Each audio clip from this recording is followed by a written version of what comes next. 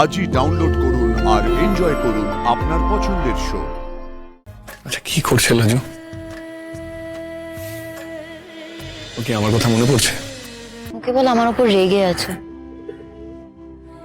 আমি ওর মুখের উপর বলেছিলাম যে আমি ওর সঙ্গে যাবো না।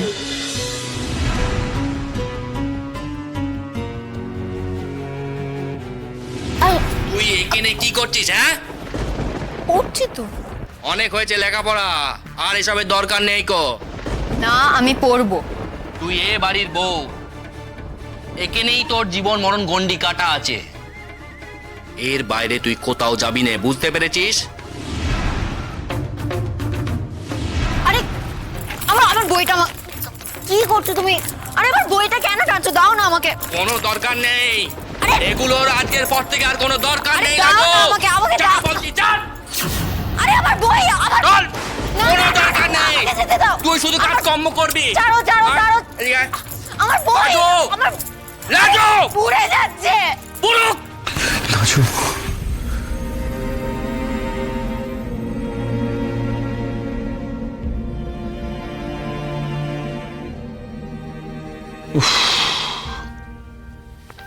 কি সব উল্টোপাল্টা কথা ভাবছি আমি।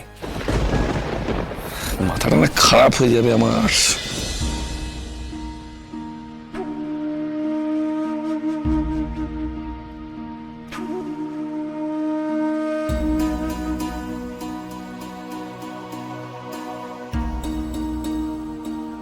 না, ওকে ফোনটা করা ঠিক হবে না।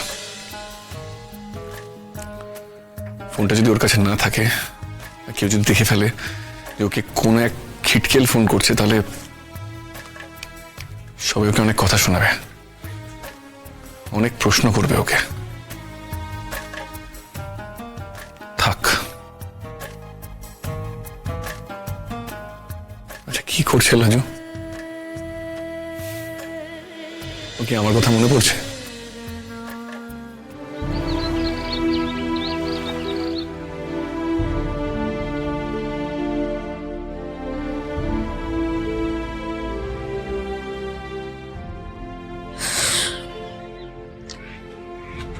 আজকে ওই লোকটাকে কে চা দিল? বনলতা দিদি? হ্যাঁ, তাই হবে।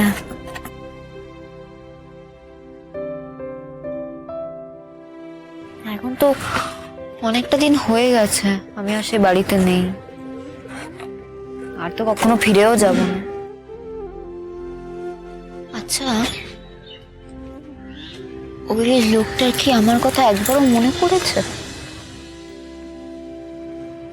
নাকি একেবারে ভুলে গেছে সে আমাকে? না, ভুলবে কেন? ও কেবল আমার উপর রেগে আছে।